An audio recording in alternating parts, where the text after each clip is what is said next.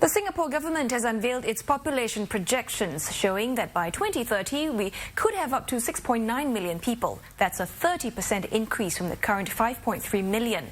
And of that number, 4.4 million, or about 64%, would be the resident population, down from the current 72%. The government says immigration will be necessary because the fertility rate remains stubbornly low.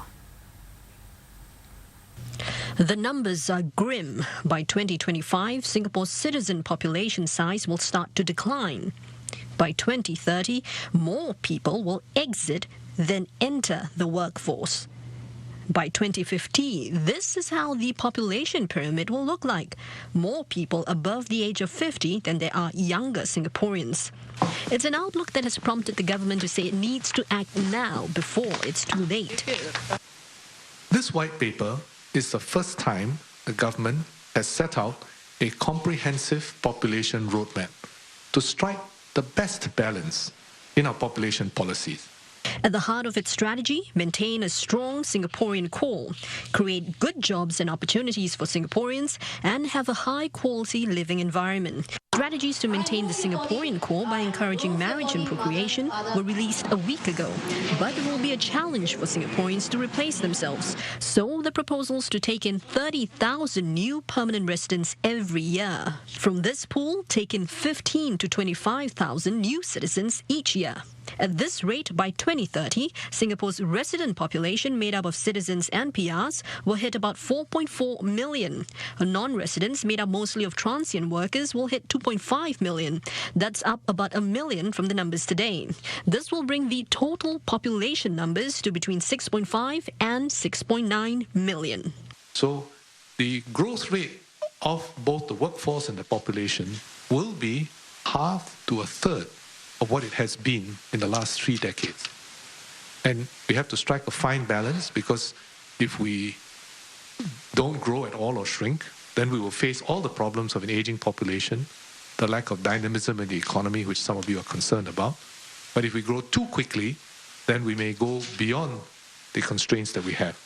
The population projections are based on certain assumptions that the stretched productivity target of between 2 and 3% for this decade is further moderated to between 1 and 2% between 2020 and 2030, and a workforce growth rate that dips from 3.3% growth over the last 3 decades to just 1% between 2020 and 2030. At those numbers, country's GDP growth beyond 2020 will likely fall to between 2 and 3% a year. But the country's leaders stress that lower growth doesn't necessarily mean lower quality growth.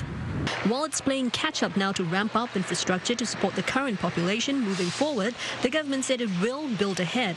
It also addressed concerns that Singapore may one day become congested like Hong Kong. Hong Kong, in terms of density, is much higher.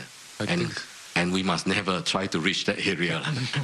That I think, whether it's in terms of household size, or in terms of crowdedness, or in terms of lacking of greeneries, and of course the other aspect of pollution, etc., etc. I think whatever we do, we are quite clear. Keep quality of living high. Long-term planning beyond 2020 includes setting aside land to build 700,000 more homes and doubling the rail network. Now, policymakers say it's all about meeting that fine balance, for example, in growing the citizen population pool versus bringing in more foreigners, or trying to achieve a higher growth rate versus a slower growth rate. Now, this report is the result of a year-long public consultation process where the government received close to 2,500 responses. Now, these issues will next be debated in Parliament in February. Prime Minister Lee Hsien Loong has described Singapore's population challenges as difficult and complex. And he says it's not just the headline number in a white paper that matters, but getting the right mix of citizens and permanent residents. In a Facebook post, Mr. Lee says the white paper outlines how the government intends to build a sustainable population with a strong Singaporean core, and its goal is to ensure Singapore continues to thrive for the sake of the younger generation. Mr. Lee says it's about creating exciting opportunities for Singaporeans while building a city that offers a high quality of life.